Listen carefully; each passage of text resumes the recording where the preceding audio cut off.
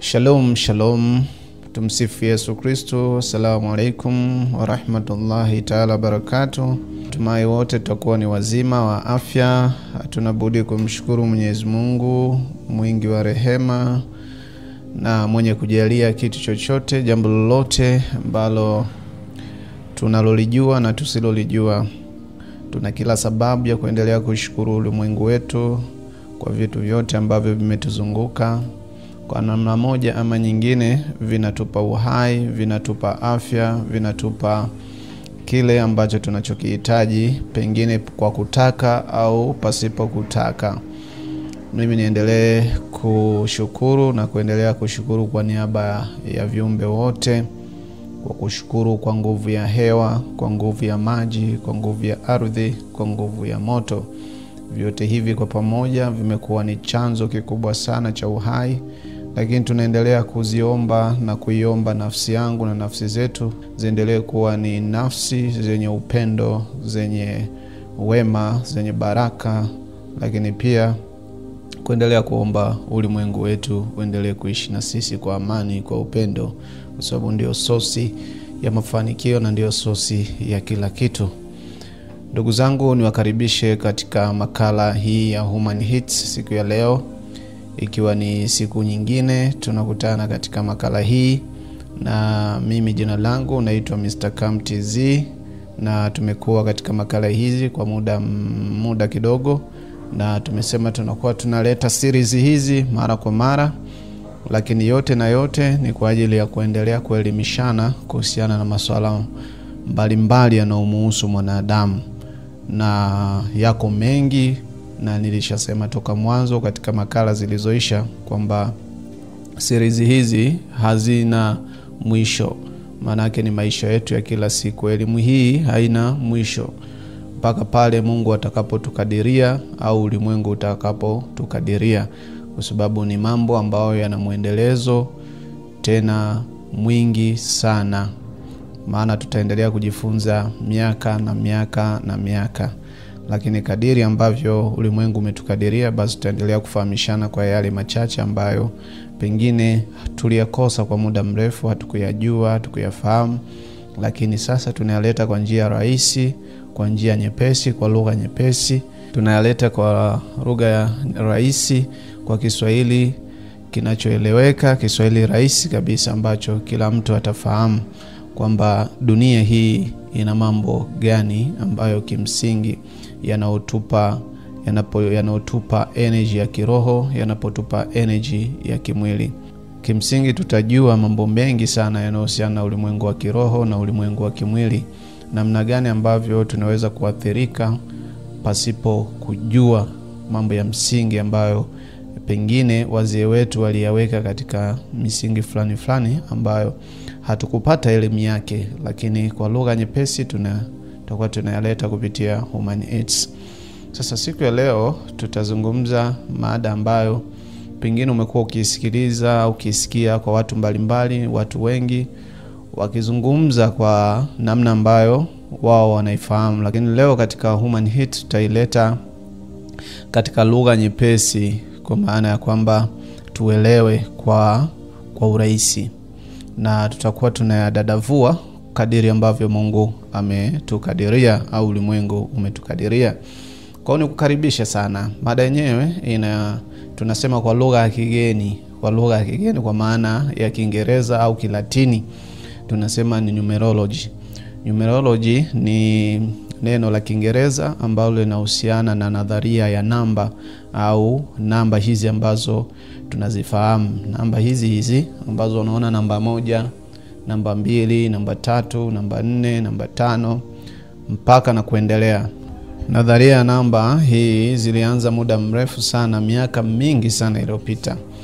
Pengine watu wanaweza kujiuliza maswali mengi sana kuhusiana na mifumo hii ya namba, herufi ambayo tumeikuta tu katika namna ambayo, katika utaratibu ambao tumeendelea kusoma katika shule, tumeendelea kusoma katika vitabu vya kidini, vya kifalsafa, vya kisiasa, lakini pia na vitabu vingi sana. lakini hatujawahi kujiuliza mifumo hii ya namba, mifumo hii ya alfabeti, ugunduzi wake na namna ambavyo ilivyochakatwa mpaka kuwekwa katika mtiririko ambao leo hii tunajua thamani ya 1, tunajua thamani ya 2, tunajua thamani ya 3 na kuendelea. Lakini leo tagusa asili ya neno lenyewe numerology, lakini pia nadharia yenyewe ya namba kwa lugha nyepesi. Sasa bila kupoteza muda, naomba tuendelee kwenye mada hapa.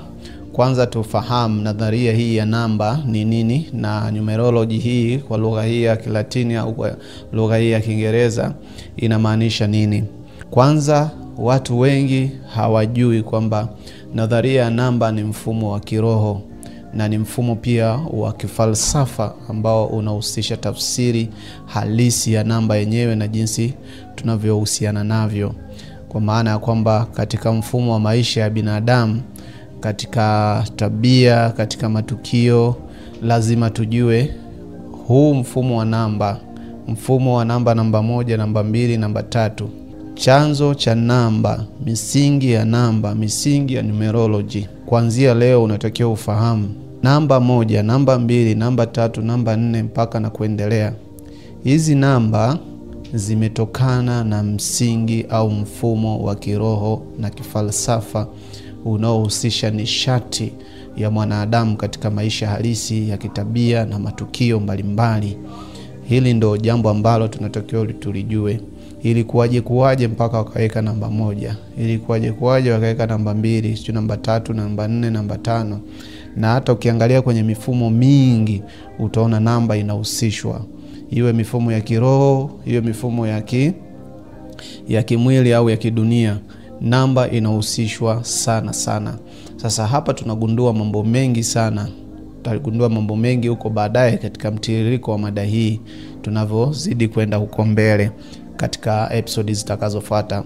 Sasa kutokana na mifumo hii, lazima tujue namba iligunduliwa katika kipindi cha kale sana. Mifumo hii ya kale walikaa watu wakatengeneza mawazo, wakafanya research, wakafanya ugunduzi. Sasa tukizungumzia kuhusiana na nadharia hii ya namba, kwanza tuelewe kuna jamii za kale ambazo zilihusika sana na mambo mengi sana, na tukitaka kufahamu haya mambo kuhusiana na asili ya vitu mbalimbali. Sasa tukitaka kufahamu nadharia ya namba hizi au mifumo hii ya elimu za kale ya zamani, lazima turudi katika tamaduni za zamani za watu wa zamani, kabla hata hizi dini zetu, kabla hata hii mifumo ambayo tulionayo kwa sasa. Kuna jamii za kale ambazo zilihusika sana na masuala ya elimu mbalimbali ambao leo tunaitumia kwenye dini, tunatumia kwenye siasa, tunaitumia kwenye mifumo mbalimbali ya elimu. Jamii hizo miongoni mwao ni watu wanaitwa wa Misri, lakini wa Babylonian, wa Yunani, pamoja na watu wa India na China huko. China ni moja kati ya jamii ya zamani sana pamoja na watu wa India. Ndio maana mambo mengi kwa watu wa India wanayafahamu sana, mambo ya tiba, mambo ya asili, mambo ya nini. Ndio maana watu wote duniani hapa wanaiamini India ni moja kati ya nchi ambayo inaweza sana kwenye masuala ya matibabu, masuala ya mbalimbali ya afya. Kwa nini? Kwa sababu wana elimu za kale, ni watu wa zamani miongoni mwa jamii za zamani. Lakini China vile vile, Uyunani, Babilonia na Misri, hizi zilikuwa ni tamaduni za zamani ambazo zilidili na masuala mbalimbali ya elimu, ikiwemo nadharia hii ya namba. Tutakuja kufahamu huko chini. Lakini katika mifumo hii ambayo leo hii katika mazingira ya kisasa ambayo tunaitumia numerology, lazima tujue na tufahamu kwamba kutambulika kwa mfumo huu wa nadharia ya namba ulianza katika karne ya 5. Tukisema karne ya 5, maana yake tunakusudia 5 KK, na iliendelea miaka iliendelea kubadilika na kuendelezwa katika tamaduni mbalimbali na wataalamu mbalimbali hadi leo tunaitumia mifumo hii au mfumo huu wa nadharia ya namba, yani kwa Kiingereza tunasema numerology. Sasa nini chanzo chake? Kwanza kama nilivyokuambia, hawa watu wa Misri walihusika sana na masuala mbalimbali ya nadharia hii ya namba. Sasa nitazungumza kwa watu wa Misri kwa watu wa Babilonia na watu wa India ya kale, ambao wao walihusika sana na nadharia hii ya namba, lakini pia na mifumo mbalimbali. Kwanza, kabla sijaenda kwenye wa Misri, ni warudishe hapa kwanza. Tunaposema mfumo wa nadharia ya namba, unahusiana kabisa, kwa karibu kabisa, na mfumo wa alfabeti. Alfabeti nafikiri tunazifahamu. Alfabeti yani A, B, C, D, E, F, G mpaka Z, namba zile herufi 26. Kwamba A mpaka Z ni herufi 26. Sasa ule mfumo wa alfabeti unahusiana kwa karibu sana na mfumo huu wa namba. Wakati wanafanya ubunifu, wanafanya utafiti, wanafanya mchakato wa kuhuisha namba na alfabeti, hivi vitu vilifanyika katika wakati mmoja. Yani wakati wanafanya research, wanafanya utafiti, hawa watu wa Misri, watu wa Babilonia, watu wa kale, walihusisha namba pamoja na alfabeti. Siku tutakapokuja kuelezea huko mbele, tutaielezea pia alfabeti ina umuhimu gani katika masuala ya kiroho. Hizi A, B, C, D zina maana, hazijatoka tu from nowhere, zina maana kubwa sana katika mfumo wa kiroho, katika mfumo wa sauti, katika mifumo ya vibration. Tutakuja kujua huko baadaye. Lakini sasa tukianza na hawa watu wa Misri ya kale. Misri ya kale, nafahamu watu wengi watakuwa wanafahamu watu wa Misri. Misri imepita katika vipindi vingi sana, vigumu, vizuri, vibaya, mpaka leo hii tunaiona hiyo Misri ambayo tunaijua Misri. Lakini Misri ya kale ilikuwa na mifumo ya namba na alfabeti ambazo zilitumiwa kwa madhumuni mawili makubwa. Ya kwanza ni madhumuni ya kiroho, na ya pili ni madhumuni ya kiufundi. Kwa hiyo unagundua kwamba kumbe wakati nadharia ya namba na alfabeti ilitumika katika mifumo ya kiroho, lakini pia kiufundi au katika maisha ya kidunia. Sasa wa Misri walitumia namba kama alama ya kueleza mifumo ya maisha na vibration. Vibration kama mitetemo, kwa Kiswahili tunasema ni mitetemo. Mitetemo ya nini? Mitetemo ya kimwili na kiroho. Kwa hapa tunagundua kitu kikubwa sana hapa. Sijui kama naenda speed, lakini nadhani tutaelewana tu. Kwa namba tusizichukulie poa. Hizi hizi 1, 2, 3, 4, 5, 6, 7 zina vibration katika mifumo ya kimwili na kiroho. Hii ni kutokana na watu wa Misri.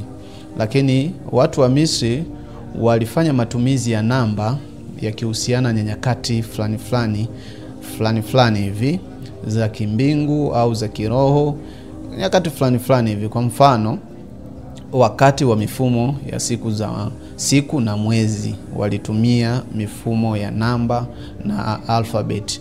Lakini mzunguko wa maisha ya kila siku walitumia pia vile vile. Sasa tutakapokuja kuchima ndani, tutakuja kujua moja inamaanisha nini, waliisimamia kwenye nini, ilikuwa na maana gani, mbili hivyo hivyo. Lakini pia A, B zilikuwa zina maana gani, mitetemo hii ya vibration ilikuwa inamaanisha nini. Sasa twende kwanza kwa hawa watu wanaitwa Babilonia. Sasa Babilonia ni neno ambalo kwa lugha nyingine tunasema ni Mesopotamia. Mesopotamia ndo hao Babilonia. Kwa lugha nyepesi inayoeleweka ni wa Babeli. Tunaposema Babilonia au Mesopotamia, maana yake ni wa Babeli. Hawa wa Babeli walikuwa na mifumo pia ya namba ambazo walizitumia katika system ya namba. Walizitumia katika system mbalimbali ya namba, lakini hii ilikuwa haswa katika kufasiri usawa wa kifasihi na unajimu. Unaona sasa, kwa wao Babilonia walitumia katika mifumo ya kufasihi au kutafsiri au kuweka miundo ya kinajimu au unajimu. Tutakuja kuzungumzia mambo ya unajimu baadaye. Unajimu kwa Kiingereza tunasema ni astrology. Kwa Kiingereza tunasema ni astrology. Tutapokuja kuzungumzia mambo ya astrology au unajimu, basi tutazungumzia sana hapa. Sasa hii numerology wao waliitumia, au mfumo wa namba waliutumia katika kufasiri mambo mbalimbali, lakini pia katika elimu ya unajimu. Na walikuwa na tamaduni za kuunganisha namba na herufi. Unaona, na wao pia walikuwa na utamaduni huo kwa maana haswa ya kiroho na kimapokeo. Unaona, vyote vinahusiana na kiroho na kimwili, kiroho na kimwili. Lakini pia kwa watu wa India, numerology wao walihusiana sana sana na tamaduni za Hinduism. Hinduism ni jamii ya watu wa India. Ni dini ya kale, ni jamii ya kale, hawa wanapatikana India. Hinduism pamoja na Buddhism. Unasema Buddhism au Buddha.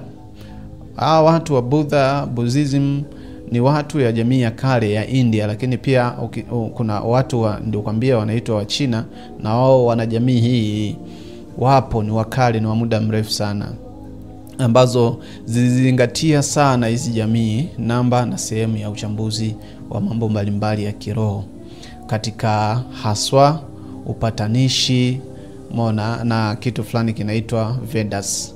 Vedas ni aina fulani ya kitu ambacho katika mahesabu yao, katika maisha yao wanakitumia sana watu wa India, na wapo wazi na wanaelezea kuhusiana na mifumo hii ya namba, ambayo wao pia wanaiweka mifumo ya namba kama sehemu ya vibration, yani mitetemo maalum ambayo inahusiana na maisha ya kiroho. Unaona, yote hawa Babilonia, watu wa India kale, Misri na jamii za kale walihusisha mifumo ya namba na mifumo ya alfabeti kama chanzo kikubwa cha maisha ya kiroho na maisha ya kimwili. Sasa tuangalie kwa watu wa China. Katika tamaduni za Kichina au watu wa China, utamaduni wa China ulizingatia namba pia na wao, na walizingatia pia alfabeti ambazo zilihusiana na philosophies za usawa kama vile I Ching na Feng Ching.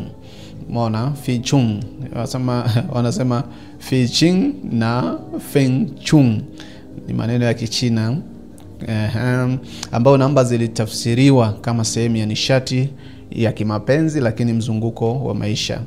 Kwa vyote hivi kwa ujumla wake na undani wake, unagundua kwamba kumbe namba na hizi alphabet, napenda sana kuhusisha namba na alphabet kwa sababu hivi vitu yani sijui ngombeaje, yani kama mbingu na ardhi. Yani kama nilivyowaambia, kuna makala iliyoisha niliwaambia kwamba hivi vitu vinaenda negative and positive, vinaenda viwili, mwanamke na mwanaume, umeona, jua na mwezi. Kwa vitu hivi vinaenda viwili. Kwa hata hapa kuna namba na herufi vina maana kubwa sana katika ulimwengu wa kiroho na ulimwengu wa kimwili. Nadhani utakuwa umegundua kitu. Sasa nadharia hii ilianzishwaje? Nadharia hii ilianzishwa na wanafalsafa na wataalamu haswa. Umeona, hao tuliona walitumia mifumo hii, lakini ilianzishwaje sasa? Kwanza tuelewe, tulisema pale karne ya 5 ambapo tukasema ni KK, lakini kiuhalisia kuna watu wanaitwa wanafalsafa wa Kigiriki. Hawa tulisema hawa Giriki ni moja kati ya jamii ya kale sana, ilikuwa na vitu vingi sana vilivyofichwa, na mpaka sasa hivi kuna vitu ambavyo hatujavifahamu undani wake yani. Kwa hiyo inabidi watu wakae chini, waanze kujifunza, waelewe kwa undani ili waweze kugundua mambo mengi sana. Hawa Misri walikuwa watu wa Misri pamoja na Wagiriki, hawa walikuwa na mambo mengi kwa kweli. Yani mambo mengi kweli ambao leo watu wanayatumia, uwe Muislamu, uwe Mkristo, uwe mpagani, uwe nani, wanayatumia. Sasa utajiuliza Wagiriki walikuwa ni watu wa namna gani? Sasa nadharia hii ya uanzishwaji wa namba hii, Wagiriki wao katika mwaka wa 580 hadi